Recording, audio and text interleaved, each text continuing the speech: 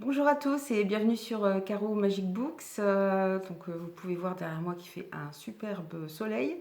J'espère que ça va pas trop vous gêner au niveau de la lumière. Voilà. En même temps, pour une fois qu'il y a du soleil, on va pas râler. Super contente, il fait super beau, ça fait du bien. Enfin, mais bon, comme souvent dans le nord, on va encore avoir des températures, je pense, qui vont monter très très haut, donc ça va pas forcément être super agréable, mais bon. On profite quand même du beau temps. J'avais plusieurs nouvelles à vous annoncer pour cette nouvelle vidéo. Donc là, c'est officiel. Je suis membre du jury pour le prix du meilleur polar 2023 aux éditions Point. Donc j'ai commencé à recevoir mes premiers romans. J'ai reçu d'abord hop, avec la lumière, on voit pas bien. Carnet d'enquête d'un beau gosse nécromant. Alors le nom, par contre, c'est Jung Ye-an. En plus, à la fin, c'est noté comment prononcer les noms coréens à la fin du livre. Donc, je dois pas. Ouais, c'est Young, le U se prononce ouf, et Ya, ouais, ça va être Ye-an, je pense. Ye-an, Ye-an. Alors, je l'ai lu celui-là. Il y a longtemps que j'avais pas lu de littérature asiatique, donc c'était pas évident de se replonger dans les noms. Après, ceux que j'ai lus, c'était surtout Ishiguro et Yoko Ogawa. Et il n'y avait pas énormément de noms dedans qui apparaissaient. C'était un peu matinée de fantastique. Voilà, c'était pas trop. Puis je sais pas, peut-être que j'avais plus la tête à ça. Celui-ci, je l'ai terminé. J'ai bien aimé, hein, et c'est vrai que ça appelle une suite. Et apparemment, ça va être aussi. C'est en cours d'adaptation en série TV. Alors, je sais pas si c'est en Corée ou est-ce que ça a été repris je sais pas, par les Américains par exemple. Je sais pas trop. C'est vrai que ça appelle une suite. J'aimerais bien découvrir d'autres carnets d'enquête parce que l'on suit. Enfin, il y a plusieurs enquêtes qui vont se rejoindre. Mais c'est vrai, il y a toujours ce petit blocage avec les noms. Et puis, il y a beaucoup de notes de bas de page. Alors, il y a celle de l'auteur. Mais il n'y en a pas tellement en fait de l'auteur. Mais il y en a pas mal de la traduction, et c'est un petit peu, ça casse parfois le rythme parce qu'on est obligé de s'arrêter dans sa lecture. Et puis je sais pas, je crois que je l'ai lu une semaine où j'étais un peu fatiguée, et du coup j'ai bien aimé, mais ça n'a pas été une lecture super fluide pour moi.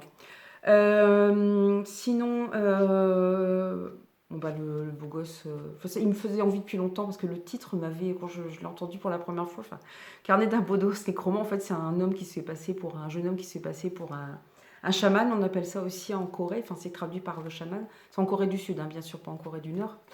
Voilà, bon, il attire ses clients en leur faisant des prédictions, mais en fait derrière lui, il a sa sœur qui est une hackeuse pardon, de génie, et puis son bras droit qui est un grand costaud, voilà, qui l'aide pour les missions, voilà, ou qui requiert un peu plus de physique, ou quelqu'un voilà, qui soit capable d'impressionner l'ennemi. Donc en fait, il fait plein, qui enquête d'ailleurs sur le terrain aussi. Il a une équipe qui enquête sur le terrain, comme ça, il apprend beaucoup de choses sur les gens qu'il doit aider, qui viennent lui demander son aide, hein. Donc il essaie de taper de plus en plus haut dans la classe riche, bien sûr. Donc il fait une enquête sur eux pour voilà, leur sortir des trucs sur leur vie. Alors les gens sont étonnés, bah mon Dieu, mais il sait ça, bah évidemment, puisqu'il a fait une enquête avant sur les gens. Donc c'est avec beaucoup d'humour parce que l'auteur, enfin le narrateur, hein, c'est notre enquêteur qui s'appelle, attendez, je vais vous retrouver, Nam Han-yoon, qui voilà, alias Beau Gosse, qui parle de lui par moments. On a des périodes, voilà, des passages où il parle de lui à la troisième personne. Après, il y a des passages avec d'autres personnages. Et voilà, donc il est un peu, un peu imbu de lui-même.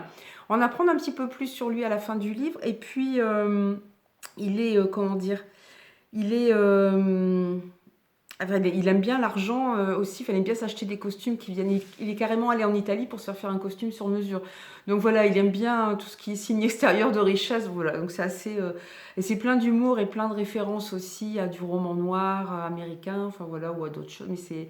Voilà, pour ça, c'est vrai que c'est super. Mais voilà, pour moi, il y a manqué, mais je pense que c'est parce que j'ai plus trop l'habitude. Bon, je vais finir avec, avec les polars points. J'ai reçu aussi Laisse pas traîner ton fils de Rachid Santaki. Alors là, automne 2017, un adolescent, Sofiane, filme le lynchage d'un jeune homme par ses deux complices. Le complice de Mathieu, torturé puis jeté dans un canal, est diffusé sur les réseaux sociaux. Le supplice, de Mathieu, torturé puis jeté dans un canal, est diffusé sur les réseaux sociaux. Quelques jours plus tard, les 3 responsables sont arrêtés. Comment des ados en arrivent-ils à s'entretuer pour des raisons parfois futiles? Avec une sincérité bouleversante, ce docu-fiction exceptionnel décortique l'enchaînement d'une tragédie, inspirée d'un fait divers réel et analyse l'implacable loi de la cité. Alors je suppose, moi ça me fait penser, je ne sais pas si c'est tiré de ce fait divers-là, mais ça me fait penser au gang des barbares. Je vais essayer de tourner un petit peu la caméra, vous ayez moins de soleil quand même. Ça me fait penser au gang des barbares qui avait... du coup, je me trouve... Hop, descendre là. Ça me fait penser au gang des barbares. Ça s'est passé en quelle année, je ne sais plus. Qui avait enlevé un jeune homme juif et qui l'avait... enfin, c'était un des membres du gang, enfin le chef du gang des barbares en particulier, qui avait torturé un jeune homme juif qu'ils avaient kidnappé. Enfin, c'était... et il y a un livre qui a été écrit là-dessus. Alors, je ne sais plus si l'auteur c'est Sorge Chalandon, mais je ne suis pas sûre. Et je ne retrouve plus le titre du livre. Et le livre, moi je l'avais lu, il était vraiment très marquant. D'autant que voilà, quand ce gang a été arrêté, le chef a dit voilà, je suis né. Enfin, il a été reconnu coupable. Et en fait, il dit je suis né ce jour où j'ai été reconnu coupable parce que maintenant, il a eu son quart d'heure de faire son quart d'heure. Son quart d'heure de célébrité, il est devenu célèbre. Il restera célèbre à cause de ce qu'il a fait. Bon, moi j'ai pas retenu son nom, donc c'est pas plus mal. Il y a même Calogero qui a écrit une chanson sur le jeune homme, qui s'appelle justement Sofiane d'ailleurs, le jeune homme qui a été enlevé et puis qui est retrouvé mort malheureusement. Mais c'est vraiment, enfin le livre décrit bien le calvaire qu'il a subi, c'est dur quand même, quand on sait que c'est une histoire vraie. Et ouais, Calogero a écrit une chanson aussi qui s'appelle Enfin, je pense que c'est Plus jamais ça, le titre, vous l'avez certainement entendu.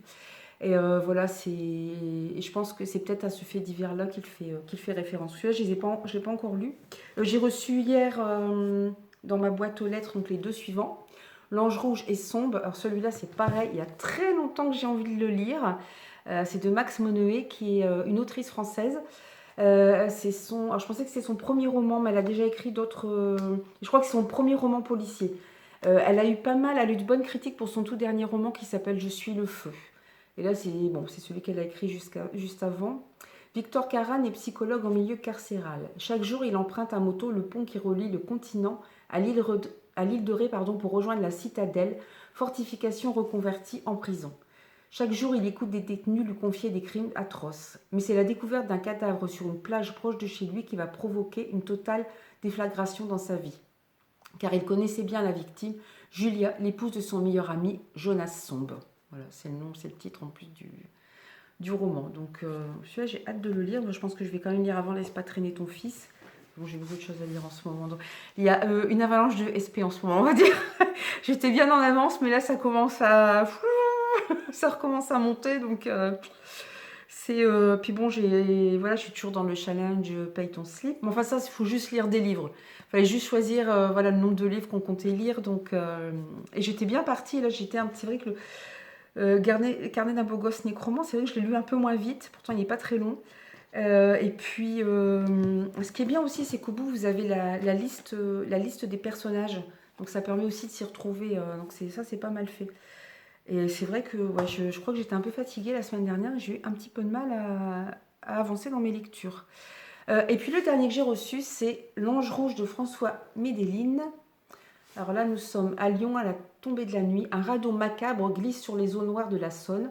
Sur l'embarcation, un cadavre mutilé et crucifié dans une mise en scène baroque. Le commandant Alain Dubac et son équipe de la police criminelle sont chargés de l'enquête. Coincés entre la pression médiatique et celle de leur hiérarchie. Vibrant, charnel, ce thriller, mais j'ai du mal aujourd'hui, mené à un rythme d'enfer, explore autant les âmes blessées qu'un monde hallucinant de noirceur. Voilà, c'est pas non plus le premier roman de l'auteur. Il a écrit notamment un polar historique. Il me tente bien. Je le connaissais pas, mais quand vous lisez le résumé, évidemment, j'aime bien moi un peu les mises en scène comme ça, des tueurs qui mettent un peu en scène comme ça, et boum, adieu le livre, et qui mettent en scène comme ça des poses un petit peu macabres. Du coup, je me suis dit, parce que j'ai regardé la vidéo Lisons l'Asie. Vous savez que je suis beaucoup la chaîne YouTube de Séverine Lanté, Il est bien ce livre. Et j'ai regardé sa vidéo sur Lisons l'Asie qui a lieu tout cet été. Donc c'est un groupe Facebook qui s'appelle c'est l'été, lisons, ou cet été, lisons l'Asie. Donc ça se fait de juin à septembre. Et vous avez plusieurs menus ou fils rouges. Donc je me suis dit, bon, puisque je devais lire, je me trompe de livre. J'étais fatiguée la semaine dernière, mais je crois que cette semaine, ça va être compliqué aussi. Donc je me suis dit, bah, du coup, je me suis dit que j'allais participer au challenge. En plus, vous avez plusieurs menus, vous avez un fil rouge. Enfin voilà, il y a des petites choses différentes. On a le droit de faire un mix. Bon, je trouve que ce qui est intéressant, c'est de relire de la littérature asiatique. C'est vrai que moi, j'en ai pas lu depuis des années. Donc, puis bon, là, l'Asie, c'est vrai qu'on pense toujours à la Chine, la Corée, le Japon, mais il y a aussi la Turquie, il y a une partie de ouais, de l'ex-URSS, il y a une partie de l'ex-URSS. Enfin, il y a une partie de la Russie, voilà, il y a différents pays.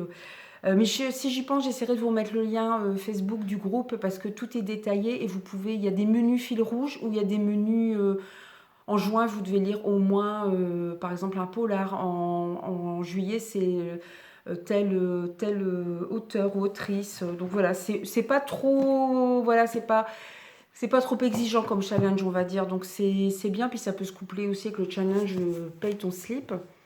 Du coup, comme j'avais regardé la vidéo Lisons l'Asie, je me suis laissée tenter par ces livres-là que j'ai commandés, dont on parlait voilà, sur la chaîne Twitch, il est bien ce livre.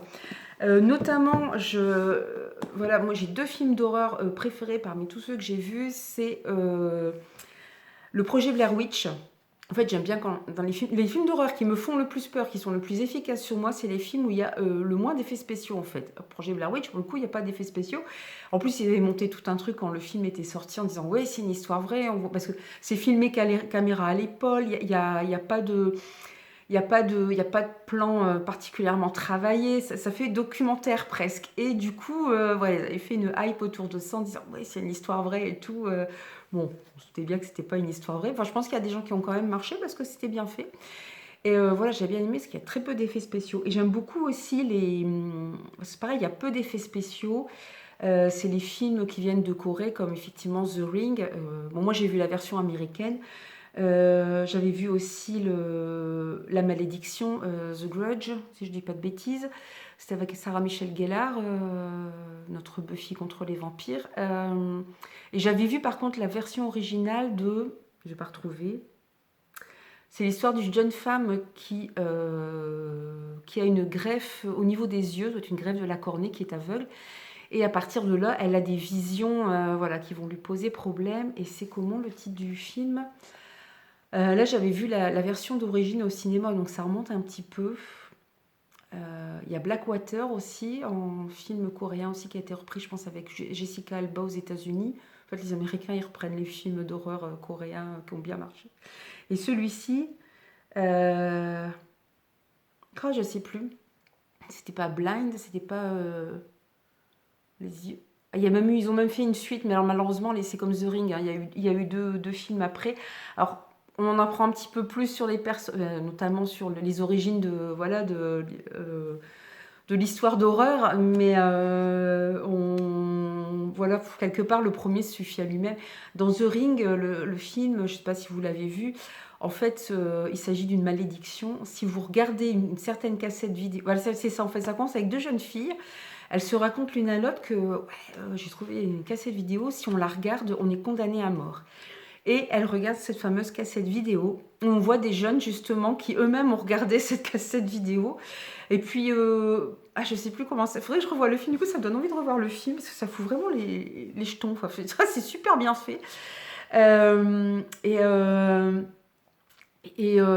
et en fait, les 2 jeunes filles, on les retrouve. Enfin, il y en a une qui est morte plus tard et l'autre, elle se retrouve en hôpital psychiatrique, quoi. On la voit plus tard. Et en fait, la vidéo circule et on va voir. C'est Naomi Watts, je crois, qui joue le rôle principal dedans et qui tombe sur la fameuse vidéo. Et donc, j'ai appris durant le live Twitch de Il est bien ce livre que c'était en fait tiré d'un roman à la base. Donc, Ring de Koji Suzuki. Alors, par contre, c'est de... ouais, donc c'est bien, ouais, c'est marqué derrière. En plus, c'est marqué un film de Hito Nakata. Donc à la base, c'était un film. Bon, évidemment, je savais pas que ça venait du Corée quand je l'ai lu. Donc c'est japonais, c'est japonais. Ouais, donc c'est pas, parle de films coréens, évidemment celui blanc. The Ring, apparemment, c'est japonais. Bon, bref. Celui que j'ai vu avec la jeune fille qui est aveugle, par contre, c'était coréen. Ça, je me souviens parce que j'étais allée le voir au ciné. Mais ça remonte à quelques années.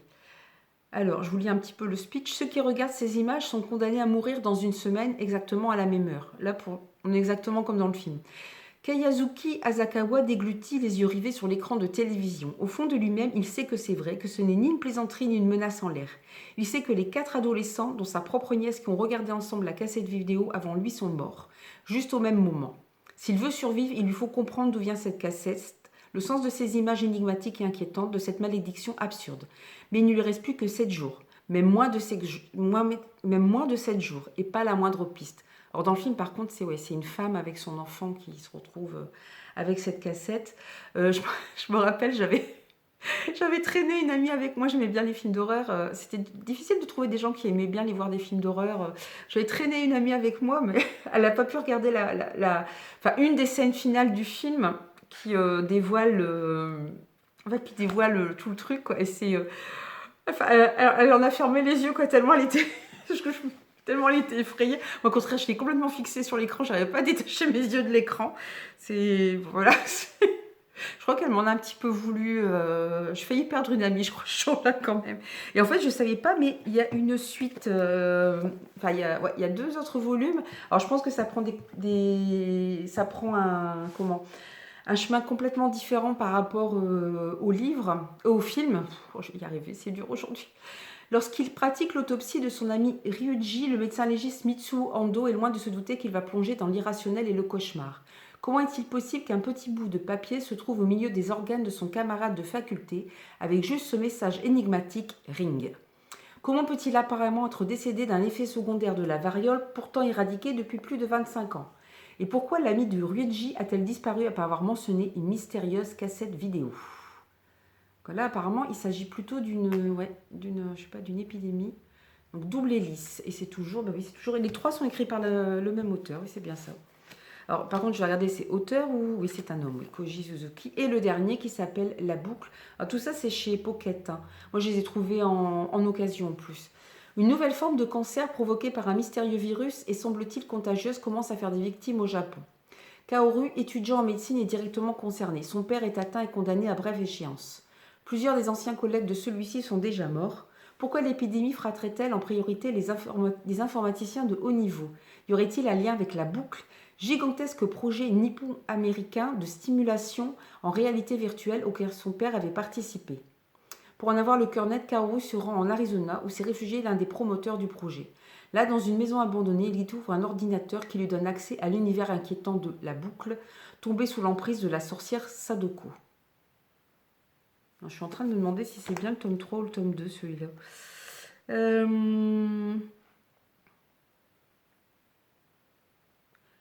Alors, l'histoire d'un... Il revient à la terreur avec une suite de rides, double hélice, oui, c'est bien ça. Couronné. Il complète la trilogie avec The Loop, La Boucle. Et il lui écrit même un prologue avec la nouvelle Birthday. Ah, ça, par contre, je n'avais pas vu la nouvelle. Adapté au cinéma sous le nom Ring Zero. Je ne l'ai pas vu non plus. Celui-là, je ne l'ai pas vu passer, celui-là. Donc, j'essaierai de les mettre dans le challenge Lisons l'Asie. Et puis, pareil, alors là, je ne vais pas vous dire de bêtises, je vais regarder, avant de vous dire si l'auteur est... Donc là, on est bien chez un auteur coréen, ça va, je ne me trompe pas. Alors, c'est la secte des suicidés. Alors, par contre, je vais être sûre que c'est une femme, voilà. C'est une autrice, c'est pas un auteur. Donc, la secte des suicidés de Yeong et... Alors, je crois que ça se prononce... je crois qu'on prononce que le O. Donc, ça fait Young et Yon, si je ne dis pas de bêtises. Donc, c'est aux éditions Matin Calme qui se sont en fait spécialisées effectivement, dans la littérature... la littérature asiatique, normalement les thrillers, le roman noir ou les romans policiers. Alors, un club le suicide carrément mortel. Il ne veut pas mourir. Enfin, si, au départ, il ne rêvait que de ça. Kim Tae-song, il avait même rejoint un club de suicide pour fuir cette vallée de larmes. Mais des forces obscures semblent n'avoir qu'une idée, l'assassiner. Et ça, ce n'est vraiment pas du jeu. Kuram Kim Tae-song ne te laisse pas abattre. Entre Scream et J'ai rencontré le diable, un polar haletant, horrifique et sacrément massacrant. Bon, à découvrir. Je trouvais que la façon dont c'était expliqué dans le live, ça donnait plus envie que la 4e de couverture, mais bon. Entre Scream, puis Scream, il y a de l'humour dans Scream en plus, et c'est pas tout à fait... J'aime beaucoup la première, la page derrière la couverture, là, cette espèce de truc glauque, là, complètement désaffecté, ou alors un bidonville, je sais pas trop. Donc c'est pareil, je vais essayer de le caser... Bon, entre juin et... J'en ai déjà lu un pour juin, je mets entre juin et septembre, j'aurais quand même réussir à caser tout ça, enfin j'espère.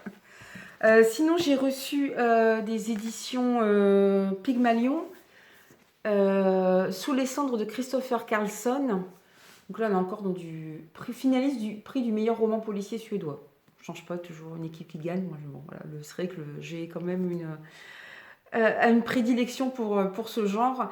Par une froide nuit de novembre 1994, une maison est réduite en cendres.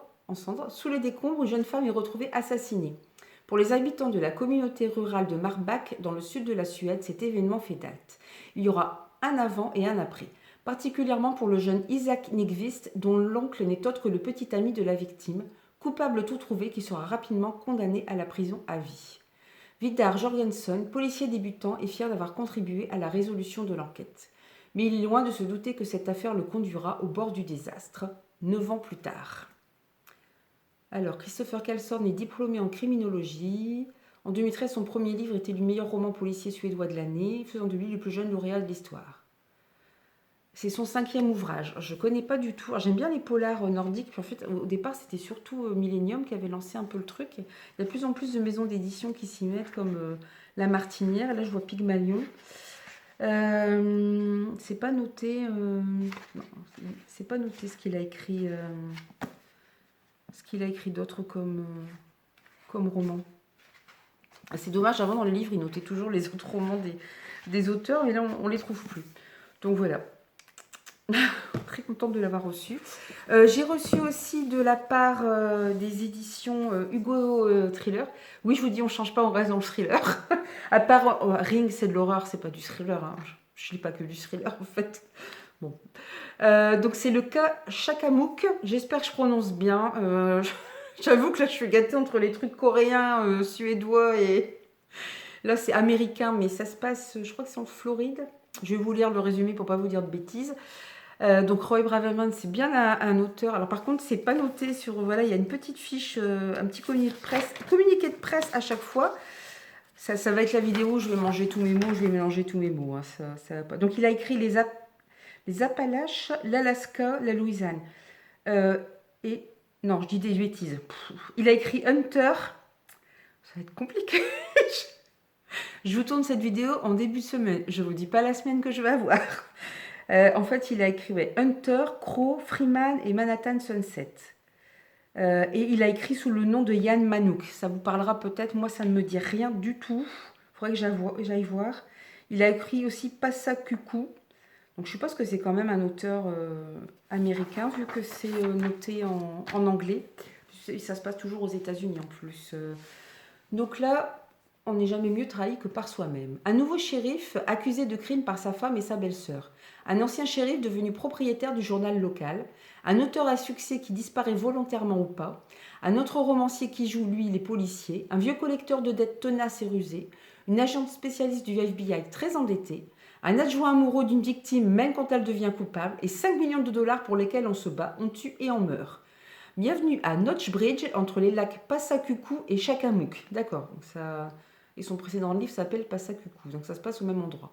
Roy Braverman nous embarque comme à son habitude dans un nouveau thriller beaucoup moins léger qu'il n'y paraît, aussi noir que les paysages du Rhode Island, sont lumineux et servis par une langue aussi efficace qu'élégante et la mécanique implacable d'un suspense machiavélique. Ah oui, en fait, sous ses différents pseudonymes, il a déjà été récompensé en 10 ans par 23 prix des lecteurs. Il est traduit en 10 langues. Ah oui, quand même. Il faudrait que j'aille voir sous son autre nom qui est donc... voilà, je cherche déjà après. Yann Manouk. Si vous connaissez, n'hésitez pas à mettre dans les commentaires, parce que moi, ça ne me dit rien. Ils sont tous apparus, ils sont tous sortis chez Hugo Thriller. Pourtant, ses précédents romans...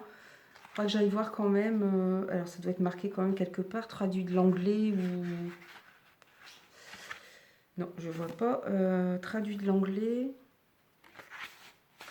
Est-ce que ce serait marqué Hugo Publishing, tata, du même auteur? Bah écoutez, c'est pas marqué traduit. Alors je suis pas sûre qu'il soit. Je suis pas sûre. Il a alors, après, si c'est un pseudonyme, j'allais dire son nom fait américain, mais si c'est un pseudonyme en même temps, c'est pas étonnant. Bon, c'est pas grave.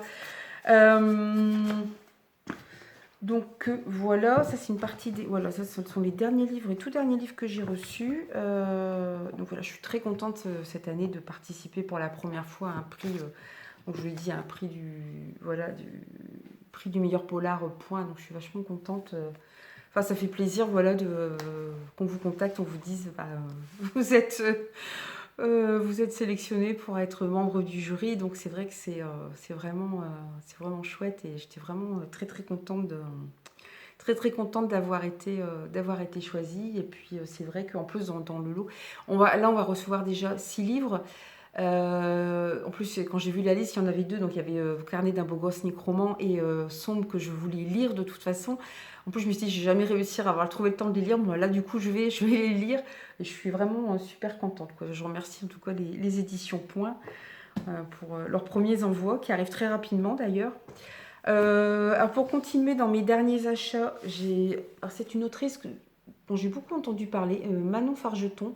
Je n'ai lu aucun de ses livres. Et là, j'ai vu, bon, c'est 10 jours avant la fin du monde. Je me suis dit, tiens, un posta, je vais aimer. Donc, du coup, je l'ai pris aussi. Donc, ces 2 lignes d'explosion ravagent la Terre. Nul n'en connaît l'origine, mais quand elles se rejoindront au large de notre côte atlantique, le monde sera détruit. Sur les routes encombrées de fugitifs qui tentent en vain d'échapper au cataclysme, 6 hommes et femmes sont réunis par le destin. Ensemble, ils ont 10 jours à vivre avant la fin du monde. Voilà. Le mot de l'autrice, ce qui m'intéresse dans l'idée de fin du monde, c'est le compte à rebours. Le futile n'a plus cours, les plans sur 20 ans non plus. On se ressente sur l'essentiel, sur les dernières fois.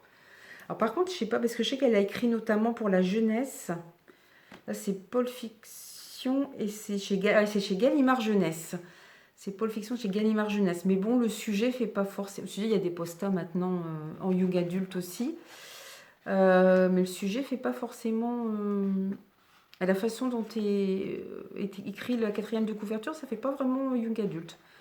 Bon, c'est encore. Je sais pas quand j'aurai le temps de vous lire, mais dès que je l'aurai lu, je vous ferai un retour aussi. Alors, toujours dans les derniers achats, je me suis acheté Une forêt obscure de Fabio M. Micheli.